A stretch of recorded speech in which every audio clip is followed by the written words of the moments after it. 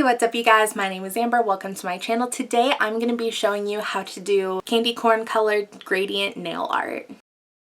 Halloween is fast approaching, and many of us, if you haven't already been on the bandwagon since July, will be getting into the spooky season since it is October. If you are somebody who paints your nails, that might mean that you want some spooky nail art. But if you're not the best at nail art, or if you just are going for something more simple or cute, then these candy corn colored nail gradients are for you. Plus, they pair perfectly with my candy corn choker that I made in a DIY tutorial that is either already on my channel or will be on my channel in the next week or two. This nail art tutorial is friendly for any shape or size nail, especially mine, because like I have incredibly short nails and I am still able to do this nail art. I do realize that it is not the best quality nail art tutorial out there. One hand was just a prototype. I was figuring out what exactly I wanted to do and how I was going to do it. And then the second hand was the filming hand. So yes, they're definitely not the most advanced, but they are very beginner friendly and definitely not bad considering this is the first nail gradient that I personally have ever tried. So I'm going to go ahead and say that it's a win. But without further ado, here's the tutorial. For this nail art, you will need some white nail polish, orange nail polish, yellow nail polish, a top coat. I'm personally using matte, but you can use whatever finish you prefer. Triangular cosmetic sponges. Realistically, you will only need one of these, but it's always nice to have some extra just in case. Nail polish remover. Some cotton swabs or a paintbrush to use the nail polish remover for cleaning up. A cuticle tool may also aid in cleanup. Some kind of object to help protect your nails. I personally will be using liquid latex, but they also have specific nail liquid latexes you can use or little stickers that go around the nail, whatever works for you. First things first, you're going to want to set up your workspace. I personally will be using my little plate to hold all of my liquid objects so that I don't get it anywhere else in my workspace. You will want a little cap full of liquid latex. You definitely will not need as much as I poured. It came out a little bit faster than expected, so whatever you don't use, you can just pour back into the bottle. Some nail polish remover. You will want to keep your top coat handy, but it will not be necessary for a little bit. And you will want all of your colors pre-opened so that you do not have to continuously close and open them all while working. First things first, you would want to paint your nails with a base coat if you are wanting this nail art to last for a long time. Unfortunately, the only base coat I have at the moment is a combination base coat top coat, and it is definitely a little bit better at being a top coat than it is a base. So I am going to just skip to this next step, which is going to be taking your white nail polish and doing a coat of white on your entire nail. Keep in mind, I am definitely not the best at keeping nail polish in the lines, especially having thicker fingers and shorter nails, which is exactly what the nail polish remover is for.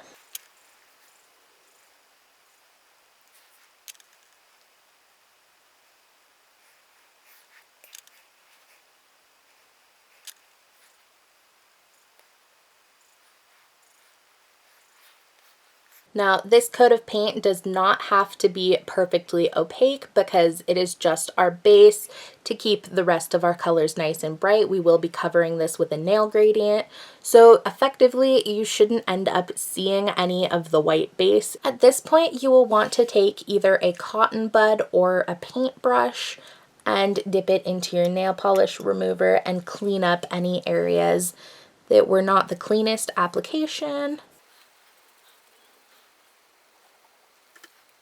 Now that the nails are cleaned up slightly, at this point they do not have to be perfectly cleaned up. There is always time to do that later, but At this point, while you are continuing to let your base color dry, you will want to take either your liquid latex, or if you have like the little nail vinyl stickers that go around the bed of your nail, whatever you have to protect your skin, you are going to want to apply to protect your skin from getting stained by the nail polish when you apply your nail gradient. I personally will be taking another little cotton bud, dipping it into the liquid latex, and applying a layer around the bed and sides of my nail. If you are using liquid latex like myself, you will definitely want to leave a little bit of a thicker layer, because the more thin it is, the harder it is to be able to peel off. So you want to build it up a little bit. Also, if you personally are using liquid latex or some form of that kind of material, you will want to be aware in case you have any abrasions, like if you just gave yourself like a fresh manicure and maybe did a little bit of a hack job. If you have any open wounds, the liquid latex will burn. So you want to be aware of that as you place it around your cuticles and your nail beds. And go ahead and do that for all of the nails.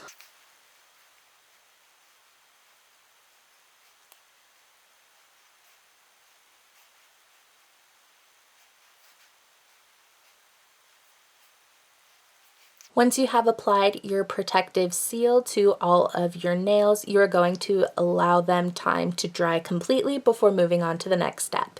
You can tell that liquid latex is dry because it will no longer be white, as you can already tell with our index finger. At this stage, while the liquid latex is drying, you will want to take care that your nails do not touch each other, because the latex will stick to each other and will pull off when you move your fingers. Once all of your liquid latex or protective agent is dry, you're going to take one of your cosmetic sponges, and this is where you will begin doing the actual nail gradient. I personally like to work with this flat side because it gives the most amount of room to be able to tap the gradient onto your nails, and if you start at that end, if you end up using too much or needing like a fresh slate, you can always just take a pair of scissors and cut the tip off, and you have a fresh little area to work with. In case you need to before doing the gradient, you may want to refresh yourself on the exact color placement of a candy corn, which is the white, the orange, and the yellow. So you will go ahead and take your yellow layer and paint that along the bottom. Then you are going to take your orange and paint that, as well as your white.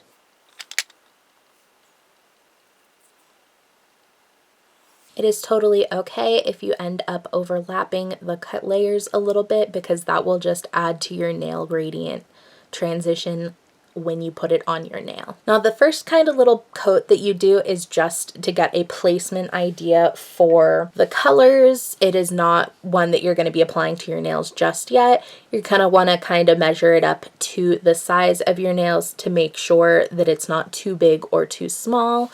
This is especially important if you have shorter nails, such as myself, whereas if you have longer nails, you don't have to be quite as conscious about the length because you have more space to work with. Then you're going to go ahead and repeat the steps of putting the nail polish on the gradient, and that layer is one that you will actually apply to your nails.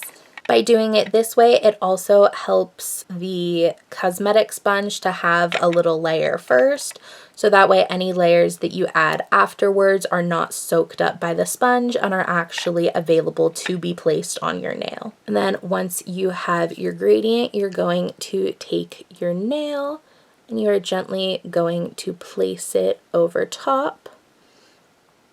And you have your little gradient. If need to, you can kind of pat it to try and get all the way into the little sides and to help blend the gradient out a little bit. So then you have the gradient actually applied to your nail. And then first thing you're going to want to do while the polish is still wet is to again take your little cotton bud or paintbrush with your nail polish remover and wipe off any nail polish that you got around the sides that wasn't protected by your protective layer. For me, again, since I have short nails, I don't have them going over and above the area where like the top of my finger skin is, so that is an area that I personally will be cleaning up. Everyone's area will be different. And you are also going to want to peel up your liquid latex. Unfortunately, it looks like my layer was not as thick as it could have been, so it is not the easiest or most satisfying to peel off. This point too is also where a little cuticle tool may come in handy to get those extra fine and difficult little bits of latex around your nail and help pull it up. While this process is a bit of a pain, it is definitely more of a pain to try and remove that much nail polish from your finger. So it's the lesser of two evils. Also, keep in mind if you personally have a product that is specifically meant for your nails that is liquid latex, it'll most likely be easier to peel off than just traditional Halloween store special effects liquid latex. I am just using the materials that were available to me, but it is definitely easier if you have an actual product intended for nails. Insert Simply Nailogical Peel Porn. Once you have all of your liquid latex off, you may still have a little bit of polish around your nails depending on how good your latex application was. So again, go ahead and just use the nail polish remover to clean that up. This process too is a bit easier if you have actual nail art brushes to use. Once you have completely cleaned off your nail, it should be looking fairly decent at this point. Don't feel bad if it's not perfect. Mine definitely is not. There is still time at the end to be able to clean up further, and you're going to go ahead and repeat this process for all of your nails.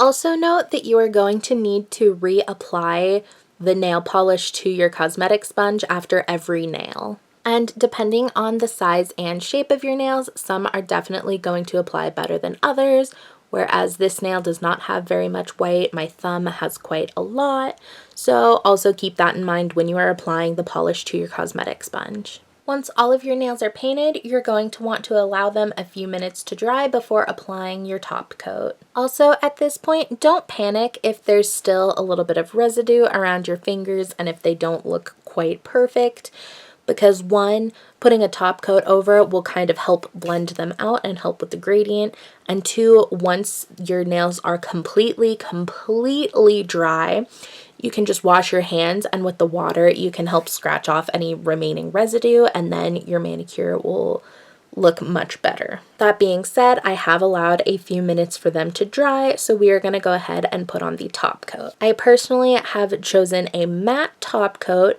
simply because I feel like that aesthetic more closely resembles actual candy corn because they're kind of like clouded and matte looking, as well as the particular matte top coat I have is from Pacifica, and I find it kind of helps add almost a blurred effect over top the nail art. So I definitely would not recommend this for a very finite detailed nail art, but for a simple nail gradient, I find it definitely helps smooth over the nail art. And then we'll go ahead and put the top coat on.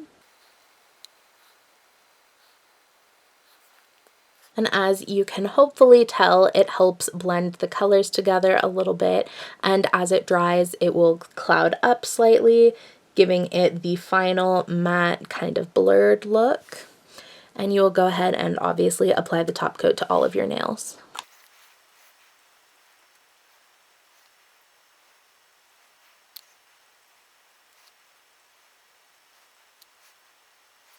Go ahead and allow your top coat to dry, and like I said, once you have allowed quite a while for all of your nails to completely 100% be dry and hard, go ahead and wash your hands and scrape off any remaining residue, and you will have the finished product.